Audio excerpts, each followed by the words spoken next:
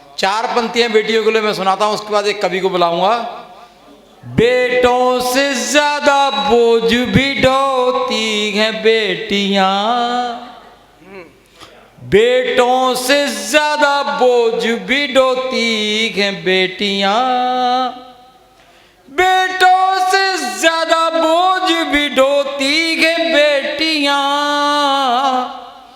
फिर भी हमारे देश में रोती हैं बेटियां, फिर भी हमारे देश में रोती हैं बेटियां। और आप लोगों को एक सलाह, बेटों की तरह दोस्त तो बेटी भी पालिए, बेटों की तरह दोस्त तो बेटी भी पालिए, बेटों की तरह दोस्त तो बेटी भी पालिए, बेटे हैं अगर हीरे तो मोती हैं बेटियां, बेटे हैं अगर हीरे तो मोती हैं बेटियां। वो तो इनको देखकर मुझे अपनी चार पंक्ति याद आ गई। दोस्तों दरअसल मैं तो इसलिए उठ के आया था, मेरा मन हो गया, बच्चियां शूटिंग कर रही थी, मैंने कि ये दो पंक्तियां चार लेके जरूर जाना, आप घर पे काम आएंगी, क्योंकि आज समाज को ज़रूरत है। बेटियां, जहाँ लोग कहते ना कि बच्चों बेटों से कम होती हैं, ऐसा नहीं है। बेटियां हवाई जहाज उड़ा रही हैं आजकल, ट्रेन चला रही हैं, प्लेन उड़ा रही हैं, और आजकल अंतरिक्ष में गई बेटियां, अंतरिक्ष में, और वो बेटियां किसी से कम नहीं है, इसमें कोई शक नहीं है। खैर दोस्तों, मैं जिस कवि को बुलाने जा रहा हूँ उन्होंने बहुत बाबूलाल जी के बारे में बहुत कुछ कहा, मेरे बारे में बहुत कुछ कहा, तो मैं चाहता हूँ कि इस मौके का फ़ायदा उठाते हुए मैं भी उनके बारे में बताऊँ। बता दूँ एक बार, जोरदार ताली वाली बजा दो एक बार भैया लोग जितने। दरअसल क्या है, मैं भी एक बार साहब इनके घर पे गया, मित्र हैं मेरे यहाँ कवि सम्मेलन में आए, उसके बाद मैं भी गया इनके साथ, हम तो राजस्थान में जाने कहाँ घूमे। एक बार मैं इनके घर पे गया साहब, तो घर पे क्या है कि मैं और ये बैठे थे, तो नाबिद भाई आए हो इतनी दूर से, चाय पीते। मैंने कहा ठीक है भाई साहब, तो चाय आ गई। चाय आने के बाद क्या हुआ कि वो मैं और ये पीने लगे चाय, तो एक आदमी इनको घूर घूर के देख रहा था। अब ये परेशान, कह रहा रमित भाई मैं इसको जानता नहीं, मेरी तरफ क्यों देख रहा है। तो मैंने कहा भाई साहब कोई बात नहीं, चाय पियो आप। इतने में भाभी जी आ गई, तो ये क्या, ये अपनी भाभी जी से पूछने लगे, कहने लगे यार ये आदमी को मैं जानता नहीं, ये मेरे को क्यों घूर घूर के देखा है। तो भाभी जी बोल रही कि तुम क्या जानोगे इसे, मैं जानती हूँ। अब ये परेशान हो गए, कहने लगे तुम कैसे जानती हो, कि ये अपने मोहल्ले का कबाड़ी है और पुराना सामान दिखते ही ऐसे ही घूर घूर के देखने लगता है। तो जोरदार तालियां बजाइए एक बार सोमनाथ व्यास जी के लिए। आइए व्यास जी। नहीं इसमें कोई दो राय नहीं है, इस कबाड़े को उठा के मैं ही तो लाया हूँ यहाँ। कबाड़ी का काम यही है ना। खुशबू है ये बाग की, बेटियों के लिए केवल दो पंक्ति पढ़ता हूँ साहब। खुशबू है ये बाग की, रंगों की पहचान, और जिस घर में बेटी नहीं वो घर रेगिस्तान। तो ये समझ लीजिए बेटियों का होना भी बहुत जरूरी है। जिस जगह हम बैठे हैं इस पवित्र जगह पे पवित्र बात करें।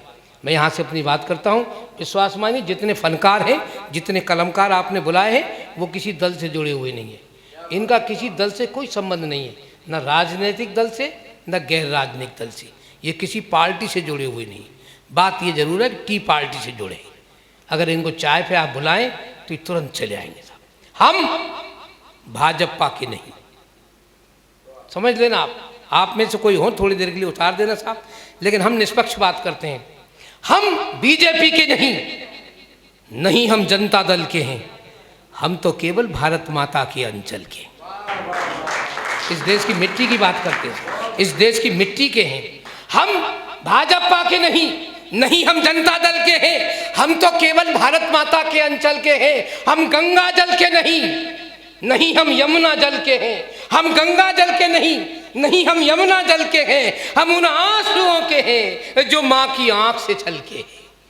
हम गंगा जल के नहीं, नहीं हम यमुना जल के हैं, हम उन आंसुओं के हैं जो माँ की आंख से छलके हैं। अरे एक एक आंसू हमने हाथों में समेटे हैं। हम आज़ादी पर मर मिटने वालों के बेटे हैं, हम कलम के रखवाले आज़ाद परिंदे हैं। हम तब भी जिंदे थे, हम अब भी जिंदे हैं।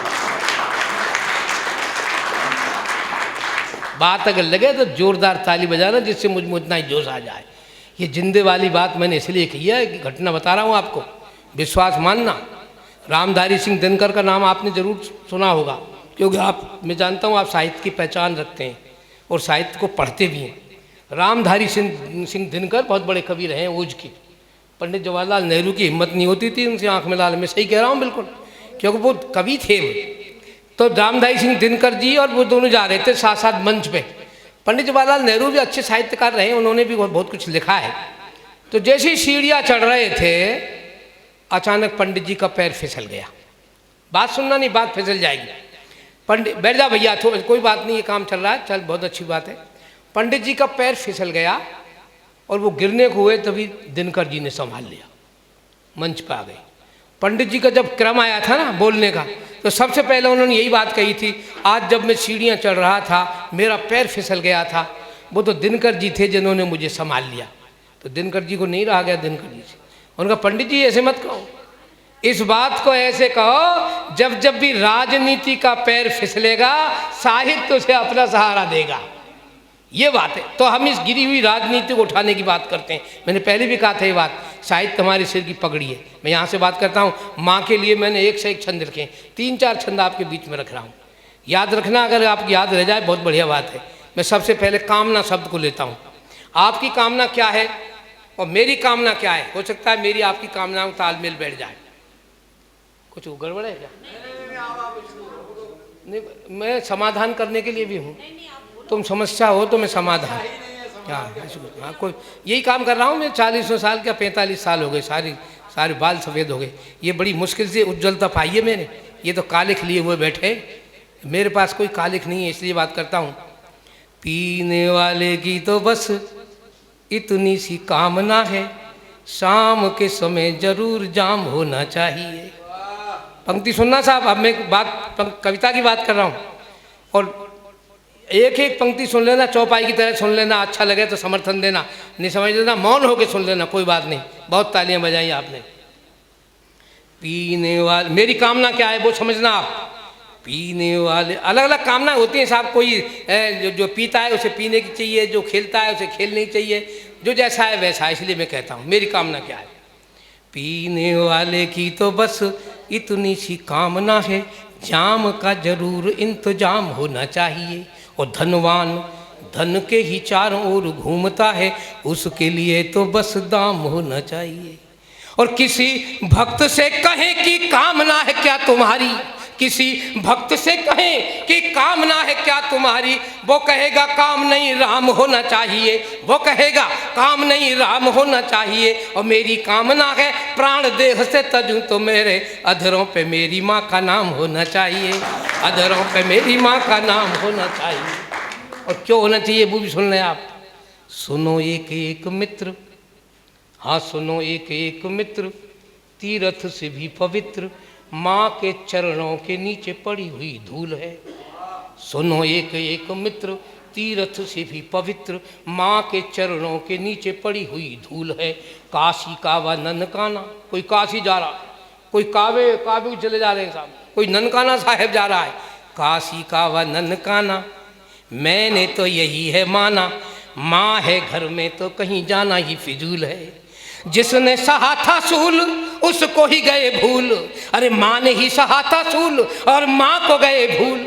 माँ की जो पीड़ा है ना, सूल जो प्रसव पीड़ा होती है, ये माँ सह सकती है, आदमी नहीं सह सकता साहब। डॉक्टर लोग कहते हैं, मेरा बेटा डॉक्टर है, मैंने उससे ही बात की थी। मैंने कि कितना दर्द होता होगा प्रसव काल में माँ बच्चा जब जन्म लेता है। बोले ये समझ लो पापा जी 2 से 6 हड्डियाँ टूट गई। इतना दर्द सहती है माँ जिस समय बच्चे को जन्म देती है।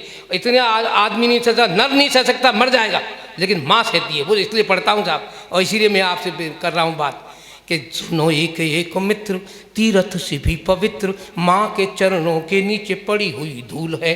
काशी कावा ननकाना, मैंने तो यही है माना, माँ है घर में तो कहीं जाना ही फिजूल है। जिसने सहा था सूल उसको ही गए भूल, अरे माँ ने ही सहा था सूल और माँ को गए भूल। ये भूल ही तो अपने पतन की ही मूल है, ये भूल ही तो अपने पतन की ही मूल है। माँ ही है कृपा निधान साक्षात भगवान, गीता और कुरान माँ ही राम और रसूल है, गीता और कुरान माँ ही राम और रसूल है। और सुनना माँ का स्वभाव, 3-4 छंद पढ़ूंगा, ज़्यादा नहीं। एक अगर मैं एक से एक छंद पढ़ने लग गया तो कल रात के यही समय आ जाएगा और आप कहेंगे क्या बीमारी लग गई, इसलिए मैं 3-4 छंद पढ़ूंगा, सुनना साहब। हाँ बिल्कुल सही बात कह रहा हूँ, बिल्कुल। माँ का स्वभाव क्या होता है, दुर्भाग्य अगर ऐसा आ जाए, मान लो घर में 2 रोटियाँ हों, ऐसा समय आ जाता है कभी कभी, तो विश्वास मानो पिता भली में तो खा ले, उसमें से हिस्सा ले ले, माँ नहीं खा सकती। माँ पहले बच्चे को खिलाएगी, फिर तुम्हें खिलाएगी, फिर आपका इस तरह का होता है माँ का। वही बाबूलाल डीगिया जो है साहब बैठा हुआ था, विश्वास मान ऐसा घर में हो जाता है कभी कभी बात है। सो तो बात जगहों में ही है, तुम सोए कहाँ है, तो घर में सोते रहिए। पत्नी आई बात है परेशान है, जाए और सो जाए, हाँ सब ऐसे ही खेल छोड़ो कह रहे तुमने। और ये क्या बैठा हुआ खाना खा रहा था, बच्चा बगल में बैठ गया, वो भी खाने लग गया, उसके लिए अलग थाली परोस दी, इसके लिए अलग थाली। अब इसकी पत्नी आवे या के काजे थोड़ा सा घी डाल रहे और वह छोरा का ज़्यादा डाल दी, अपने बेटे के लिए है ना, माँ है इसलिए अपने बेटे के लिए ज़्यादा डाल दी। और ये बार बार देखे पत्नी आवे और मुँह या थोड़ा तो घ्यो और बाकी ज़्यादा, गुस्सा बोले न्यू बता तेरो जी खसम है कि मैं हूँ। अब सब छोरा गुस्सा आ गई, बोले पापा न्यू बता ये तेरी मैया है कि मेरी है। तो ये घटना बीच बीच में हो जाती है, तो इसीलिए मैं बात पढ़ता हूँ, सुनना साहब। निज पीठ काट कर, और माँ तो माँ ही होती है साहब, माँ की तो बात ही छोड़ो। मैं कवि सम्मेलन करके गया था साहब, सुनना अमित जी, लगभग 11 बजे घर पहुँचा था। मैंने पत्नी से कहा था मैं एक चाय बना, मेरे सर में दर्द है, और पत्नी ना मुँह ना बने, वो तो नींद आ रही है, सो गई साहब। अब मैं क्या करूँ, मैं चाय बनाई पी, 1 घंटे बाद के 2 घंटे बाद उसका छोरा आ गया, बेटा आया कोई, भक्के तो दरवाजे खोलो साहब, और दरवाजे खोल के बेटा चाय बना, अपने आप बिना बन कहीं ना छो रख के और चाय धर दी, और फिर रोटी बना के रोटी खिलाई। तब मैं देख रहा था ये माँ है। तो माँ जो है हमेशा बच्चे के लिए तैयार रहती है हर हालत में, माँ कभी थकती नहीं है। मैं बहुत छंद सुना सकता हूँ, मैंने बहुत लिखा है, इसलिए सुनना साहब। निज पेट काट कर खाती सदा बांट कर, माँ से बड़ा देखा नहीं मैंने तो फकीर को, गोद में निहार पुचकार बार बार, और करके दुलार हर लेती हर पीर को। चोट जब मैंने खाई आंख माँ की भर आई, चोट जब मैंने खाई आंख माँ की भर आई, तो भूलूं कैसे भला उस ममता के नीर को। अरे किसी देवी देवता का चित्र रखता नहीं हूँ, रखता हूँ दिल में तो माँ की तस्वीर को, दिल में तो रखता हूँ माँ की तस्वीर को। और 4 पंक्तियों से मैंने माँ का भजन तोलने की एक हिमाकत की है, कोशिश की है, हिम्मत की है। नहीं माँ का भजन तुलता नहीं है साहब। और 4 पंक्तियाँ अगर आप चाहेंगे तो हम कभी सम्मेलन का यहाँ समापन कर देंगे, और अगर आप चाहो तो मैं फिर आगे, मेरे पास तो बहुत मसाला है, 3-3 घंटे का 4-4 घंटे लग जाए मुझे। तो मैंने यही काम किया है ज़िंदगी भर, यही बात है। मेरे घर वाले परेशान है कि सिवाय या कि दूसरों काम ना करें।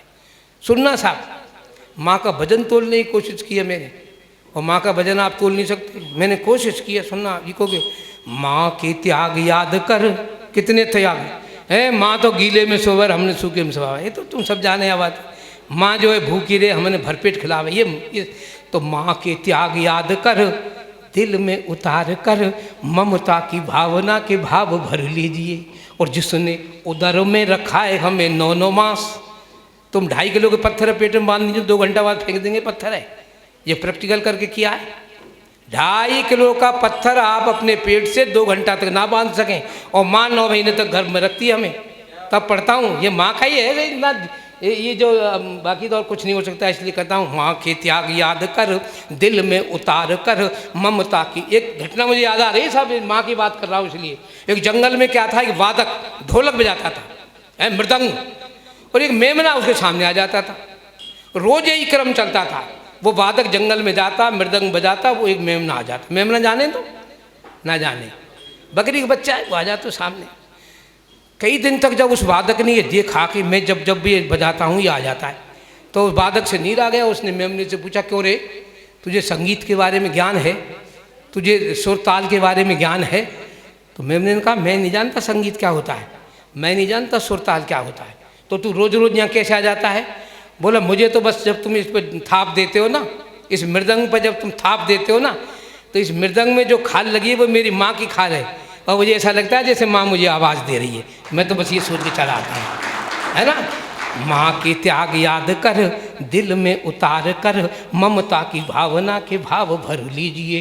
और जिसने उदर में रखा है हमें 9 मास, उसकी हो पूजा यदि पूजा, उसकी हो पूजा गर पूजा यदि कीजिए। तो एक पलड़े में धरो माँ का नाम लिख कर, एक पलड़े में धरो माँ का नाम लिख कर, दूजे पलड़े में धरती को धर लीजिए, दूजे पलड़े में धरती को धर लीजिए। माँ का नाम धरती के भार से पड़ेगा भारी, ना मानो तो आप अभी तौल कर लीजिए, दिल की तराजू पे तौल कर लीजिए।